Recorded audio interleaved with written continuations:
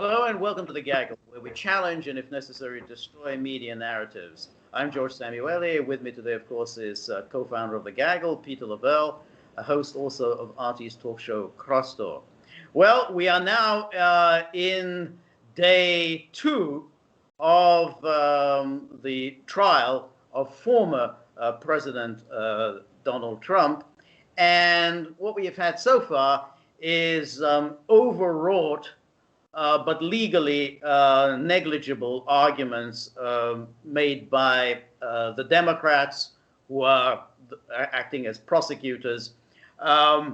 They've presented doctored films, and they've all, given their emotional testimony, all the horror, anguish that they suffered that day, but they haven't really made any legal argument. They haven't been able to show any connection between any of the scenes that they keep graphically showing what happened on Capitol Hill and the actions of Donald Trump.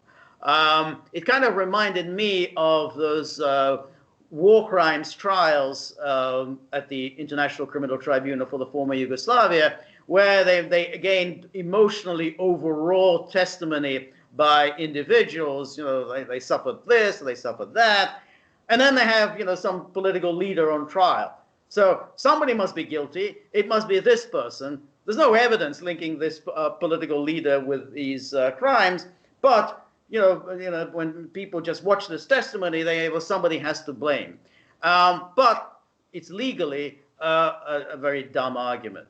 And as things stand, it looks like the pro-impeachment case will fail. We've now had 44 Republicans voting that it's unconstitutional, and it looks like that's the vote that they're going to have against conviction. In which case, the conviction fails, and we can get back to some semblance of normality. Though, given the media model, which is they need something to gin up ratings, it's unlikely to let go of Donald Trump. And again, given the Democrats' model, which is there's a very unpopular president pursuing very unpopular policies, they need to distract from that. And what better means of distraction than the doings of Donald Trump? Peter, what's your take? Well, the interesting thing is that they spent all in now 5 years to get rid of Donald Trump. Even before he was inaugurated, they wanted to get rid of him. And what they're doing now is they're showing that they have no idea how to live, think, and exist without Donald Trump. Donald Trump still is their motivating prime directive. Which is probably fine for the media. I mean, they're all, including Fox, they're all have gone south in their ratings ever since the Trump administration ended. And this is a way also to keep their fragile coalition together as Joe Biden is signing these completely unpopular, none of them are majoritarian in public opinion polls, all of these executive orders. I mean, this is a disaster for this new president and his administration. And what they want to do also is that it's a really perverse, they want to keep talking about something you should forget. They want to keep talking about something that should be deleted from history. They keep focusing on something that never should have happened and never should happen again. It's a really perverse way of doing it because you keep reinforcing it over and over again. And the negative, the unintended consequence is to vilify half the country and the almost 75 million people that voted for Donald Trump. This is ridiculous. I mean, if they really wanted to get rid of Trump, they'd stop talking about him. Okay? And now he plays them with his silence. He's out there lurking around somewhere, and they don't know what he's up to. They do know that he was absolutely furious about the first day of his defense in the Senate, which he should have been, because that was some of the worst, awful television I've ever seen in my life. It was horrific. Yes. Okay. I mean, not by just not the arguments, but just presentation. That was really bizarre. So, the purpose of this, it's backfiring on them easily, and we're going to find out in a matter of hours if they're going to cross the Rubicon and start calling witnesses. Then that's going to turn into a quagmire, okay? Because then the GOP will say, well, this is your mess, and now we're going to let you stew in it, okay? And it's all going to be about you because the rest of the country has moved on, okay? They really don't care because who hasn't in America, who doesn't have an opinion on this, George? Right. Who? Nobody. Everyone has already decided. Right. And so this is absolutely reckless on the part of the left and of the media.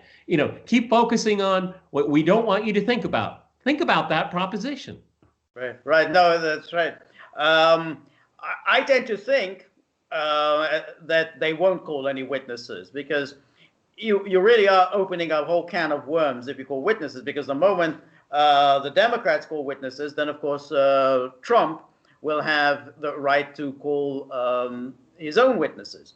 And that will be very embarrassing because he will, without question, raise all of the issues about the statements of Democrat politicians. But he will also, and here they're getting to a very tricky area, about who gave the stand down for the Capitol Police. Why wasn't the National Guard called immediately? Because he may well have witnesses that say, yeah, Trump wanted the National Guard at a very early stage, and it was Nancy Pelosi who didn't want the National Guard. It wasn't, Mitch McConnell who didn't want the National Guard. And then there's big questions. Why was there such a minimal Capitol Hill presence on that day? They knew 500,000 people were going to show up. They knew that there was going to be some trouble. The FBI is supposed to be looking at all these Facebook posts. So he's going to be looking at that and say, why was there a stand down? So he's going to raise that issue. And then, of course, he will raise the issue of what happened in the election. He said, I had good faith in believing that there was fraud in this election. And he will present the lawsuit, that very powerful lawsuit filed by the Texas Attorney General that 18 states joined. A lot of material there about the electoral fraud. Then there's the Georgia lawsuit. He said, here, all this material. There's Peter Navarro's 3-volume work on the about electoral fraud. So do the Democrats really want the public? I mean, they've managed to get away with this whole electoral fraud by saying, if you dare to say there was fraud, you're a liar and you must be deplatformed. That's been the line so far. Now suddenly the public will have access to this. Yeah, but it just go one layer into that. Just because a judge didn't want to hear the case doesn't mean bad things didn't happen. Right. That's right. I mean, and that can be proven. I mean, again, the leader, I don't remember the gentleman's name that's leading the Democrat cause. I mean, he called. He refused to recognize electors in Trump's election in January 2017. I mean, he did no different than Josh Hawley did. Okay. Yeah. I mean, for me, it's just it's a fiasco inside of a fiasco here. If you really want to get beyond Trump, then stop talking about him. Okay, you keep pumping him up, and you and I observed this for the entire Trump administration. The more you harangue Trump, the more you harangue his supporters. See, we've never had supporters of politicians have never been so demonized. We start, with Hillary Clinton with the deplorables, and that became their modus operandi, is to attack the supporters. That's a really bad political calculus. Okay, it really is dumb. You don't attack voters; they're the ones that make decisions. Exactly. That's an excellent point. That bad politicians make that mistake. Bad politics. Yeah, that's right. So that's Hillary Clinton did that. You attack the deplorables. Remember, there was that guy, the Prime Minister, Gordon Brown, who was the successor to Tony Blair, who attacked, this was overheard. This was a hot mic. It was overheard that he was denouncing some woman who had accosted him and asked him very pertinent questions. And he was furious about this. And it was a disaster for Brown, and he lost the election. But his car, he still had the microphone on. right, It was still recording. exactly. But that's the point. You never attack the voters.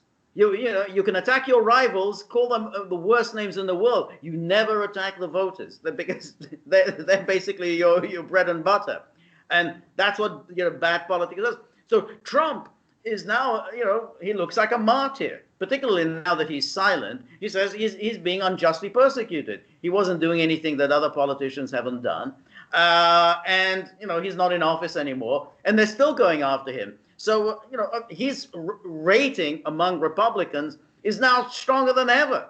I mean, no one can touch him among Republicans.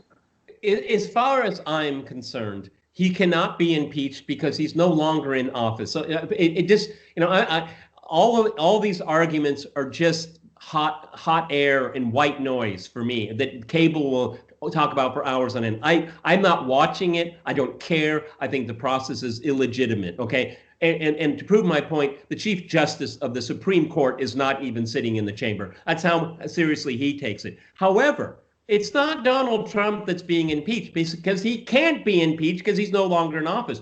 But his supporters are being impeached. That's what this is about, impeaching his supporters. This is a dreadful idea.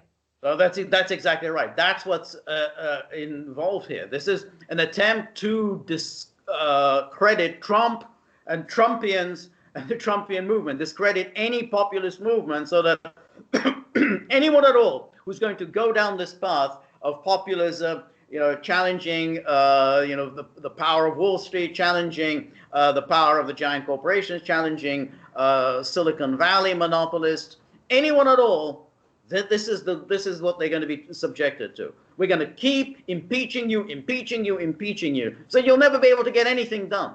And that's the lesson that they want, to be rammed down their throats, which is, hey, you're not going to get any of your agenda through because we're just going to impeach you and impeach you and impeach you. Well, if they're going to be impeaching, I say impeach George W. Bush. He's still alive, okay, for the illegal war in Iraq. Impeach him. There's plenty of evidence that his administration lied to the public, okay? So if you want to do this, go right ahead. I'm up for it, okay? Because that's what impeachment will be, is to settle scores after someone is in office. That's not what the founders wanted. Right. Well, that's a very interesting case because, of course, George W. Bush, many Democrats, an awful lot of Democrats, including President Biden, supported George W. Bush's war on Iraq. But George W. Bush was always a member in good standing of the political establishment. I mean, it's no coincidence that the U.S. Supreme Court jumped in to the 2000 election and suddenly thought that, there's a real issue at stake in Florida. But the Supreme Court and most of the courts basically didn't want to touch this election because they weren't going to do anything for Trump. Trump was not a member of the club. He's not a member of the political establishment. But in the case of Bush, suddenly the internal affairs of Florida, how Florida counts its votes, was a matter for the U.S. Supreme Court. They had to decide this. But for some reason, this time, the Supreme Court just took no interest in how states counted the votes. And particularly the governor of Florida was George W. Bush's brother. Okay? Yes, exactly. Whoops, a little bit of a coincidence. Yeah. And all of the ballots, everything was destroyed instantly after the election. Anyway. I always said, this is what I said in 2000. I said in 2001, I said, I don't know who won the election. I know who was inaugurated. And I pretty much have that position today. Joe Biden is president of the United States. He's there legally. He took the oath of office. The electors voted. See, I'm a procedural guy. They went through the procedure, even if it might have been corrupted. They went through the procedure. He took the oath. He is president of the United States. Right. That's right. But it's very interesting how there's an attempt to almost criminalize anyone questioning this election outcome in terms of who actually won the election. And so that's why, when in the media it always goes false claims of electoral fraud. False claims, as if the media are somehow, arbiters of truth. They know the truth on this issue.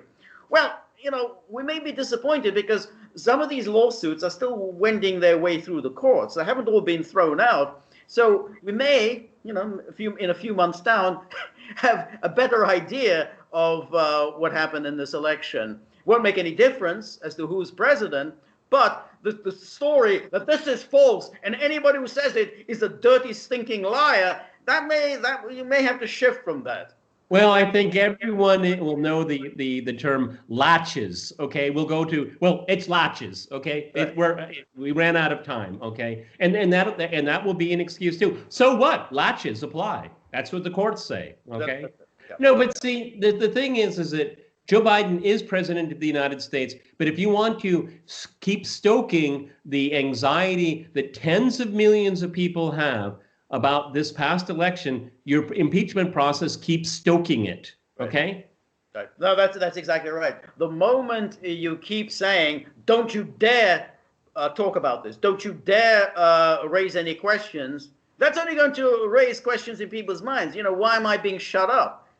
Instead of somebody arguing in an irrational way, you're getting banned. You're getting kicked off platforms. You're getting your bank account canceled. You're getting your PayPal account canceled. So that doesn't reinforce any kind of confidence in the system if you're being punished for having the wrong views.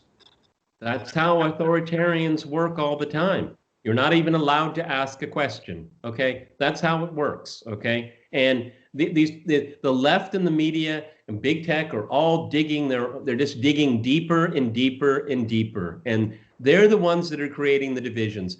Not in my lifetime, and I know the history of the United States pretty well. Asking a question has never been really criminalized up until now. Right. No, that's exactly right. And in terms of where you go in the future, well, now you've created in Donald Trump the leader of the opposition, and the Republicans have stuck by him. I thought, to be honest, after the election and everything, the Republican Party would kind of make distance itself from him. And while the party leadership in Washington, D.C. is distancing itself, within the party, Trump enjoys exactly the same level of support as he did before the election. It has none of the attacks on him has made any dent in the support that the party has for him. If the Republicans were smart, and they're not, okay, because they don't listen to their base. But if they were smart, they would come up with a stratagem where they genuflect to the former president and de facto head of the party, but move on, okay? But when they're, because the leadership it's paralyzed. It doesn't know what to do because there's no leadership there. McConnell, worthless, okay? But if you were to say, look, in spirit, Donald Trump is the godfather of our party, but he is no longer president, and we have to move on as a party. We're a Big Ten party. We're not always going to agree on everything, and start moving down that path, okay? What you don't want to do, and it's our tradition, is not to go after former presidents, okay? Gerald Ford, right or wrong, he put a national crisis to bed, Watergate, okay? Punishments have been meted out. People have gone to prison. The man that won the biggest landslide in American presidential history, it had to resign in disgrace. I think all debts have been paid, okay? And now we have to take this approach here. I don't go to the bank for Donald Trump. I never have, okay? Never. Not during his entire administration. As a matter of fact, I had more criticism of him than supporting his ideas, because most of his ideas were not well thought out. But you're creating, as you said earlier, you're creating a martyr, okay? A political martyr. And it'll be something that haunts the leadership of both parties for a long time to come. Right. No, that's exactly right. Because you really can't do this kind of thing. You can't demonize a political movement. If it comes to a political movement, you try to co-opt it and get the advantages. But that's not what the Democrats are doing. The Democrats are trying to engineer splits within the Republican Party, and that may have a certain political efficacy. But in terms of extirpating from political life the Trumpian movement, that hasn't worked. That hasn't worked. They haven't even remotely made that case. They haven't made the case that Trump did anything that any other political leader hasn't done. They haven't made the case that the violence on Capitol Hill was anything like the 9/11 attacks, Pearl Harbor. The other day was the Rwandan genocide or whatever. They just haven't made that case. And just as they failed in the Russiagate case, they failed in the Ukraine-gate case. They haven't made the case. Well, if you haven't made the case, you basically are not going to be able to remove him from public life. That's right. They always overreach. They always overreach on every single issue. They overreach. And it does them no favors, because what it does is that it keeps Trump into the blood of the body politic pumping away. Okay, I don't know about you, George. I'm tired of looking at the past. I'm tired of it. The country, the world faces so many dire situations right now. We have to move forward. This will keep the political conversation stuck in the past for a long time. And if those troops stay around the Capitol for 2 years, it's good to say that this is the kind of lack of discourse that we're going to have. And I think they're going to stay there a long time, okay? Because they're going to they think that they can keep stewing this thing here as they try to remake the country. And they will do a lot of damage to the country. They're going to get a lot of people angry. And if we have HR 1 go through and redo elections here, people are going to feel like, what country do I live in right now? Okay? Right. I mean, they're like a freight train going 100 miles an hour, to a destination they have really no idea about. That's their overreach. Yeah, and you think of what the Biden people are doing. It's hard to know whether Biden himself, what role he's playing in any of this, whether he's aware of anything that's going on. But if you're thinking about essentially opening the borders, it's about killing jobs. Such as the Keystone Pipeline, killing jobs in the fossil fuel industry. For parents of girls, they're thinking about boys in the girls' locker rooms. These are all very unpopular moves. And even if they can somehow manage to alter the electoral system to try to gerrymander a permanent Democratic majority, there's going to be an awful lot of people who are going to feel extremely angry and essentially decertified as voters, and that's a serious problem. One of the things that I always tell people, looking at 2016 and looking at 2020, don't look at the congressional districts, don't look at the states. Okay, look at the counties. Look at the counties from coast to coast. That is a red sea with a few blue archipelagos on the East Coast, the West Coast, Chicago, in Illinois, and like that. I mean, you're absolutely right. I mean, in the numbers wise, it doesn't tell you the true story. It doesn't give you even a glimpse of what's going on. The country is conservative. And it can be moved on it, like the whole issue of a $15 minimum wage. It's a fascinating topic, okay? And it's popular in Florida, okay? And these are the issues that we should be focused on. What the Democrats are doing in the media is they know they can't win on these bread and butter issues, so they fight the culture wars. And what does that do? That separates the country, and the Republicans are always on. They're never on a equal keel when it comes to cultural issues. That's intentional. Right. No, that's exactly right. And that's why this would be a great opening, and Trump sensed that opening for Republicans to seize on the economic bread and butter issue, which used to be the Democrats' strong point, no longer is, because the Democrats have embraced the sort of those cultural issues, identity politics. It stems from the politics of the 1960s, which have now come into full fruition, which is we really don't like the sort of dirty, smelly working men that used to be our constituency. They have retrograde, reprobate views. So we like minorities. We like various individual groups in society who can be victims. And these are the people we like, and that's going to be our constituency. So there's a real opening there. Trump sensed that opening. He made mistakes. He didn't really seize on it the way he should have done. But the Democrats really can't go on with this agenda unless they remold the electorate and bring in tens of millions of new voters. And that's kind of their agenda. Replace the current constituency and replace the electoral system. That's the double prong that they want to do. Okay, because who in their right mind wants to have uncontrolled illegal immigration during a time of economic turndown in a pandemic? Who in their right mind?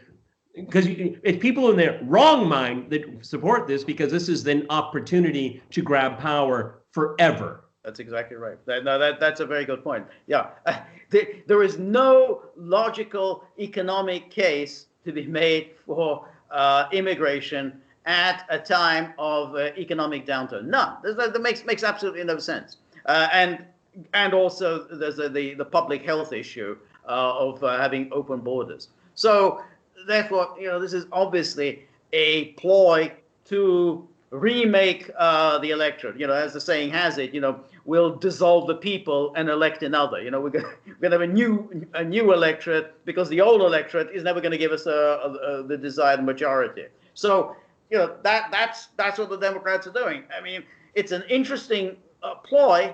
I don't think it will succeed, but it is an interesting ploy. Let's finish up on this, because I've read a few things in the last couple of days that I thought was really interesting.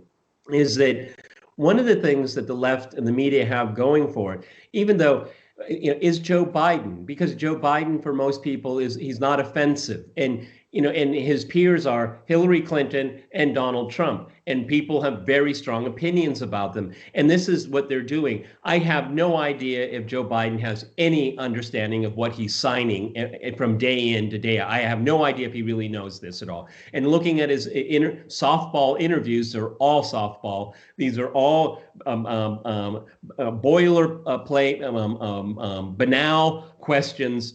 And so, again, this is part of it, is to have this unoffensive. He's not offensive in it. He's very bland. He's very boring. He's very predictable. And I think that they're definitely using this to their advantage. But policy-wise, I just don't. And then with this whole $2,000 check thing, I mean, what a cluster F. Okay, I mean. They promised it. People remember this. When the first check went out, people were asked, some of the counties in South Texas that they thought were going to go red, but went for Trump. And they said, because I got a check with his name on it. That's why I voted for him. These things are very simple, George. These are very simple things. But the check, I mean, that's almost a secondary issue. I mean, you need to get people to work. And you can't, sustain an economy having people just simply staying home and getting a $2,000 check every few months. It's like, but the Biden seems to have, no abilities. We've seen the ridiculous thing with the schools. He's not even able to get the children back to school because the teachers. He's afraid of the unions. Right, but the teachers, they prefer an existence like anyone else. Hey, we want to be on full salary and do no work. So, that's what there's. $1,000. Yeah. Plus $2,000. No, it shows that it's people that it's all about power. It's not about good policy, and it's going to come back and haunt the political class on all sides. okay? Because it's going in no coherent direction and everyone is settling past scores. That's a bad place to be, George. All right, Peter, thank you very much. We will be back. And remember, if you like the gaggle, please like, share, and subscribe. See you soon. Bye.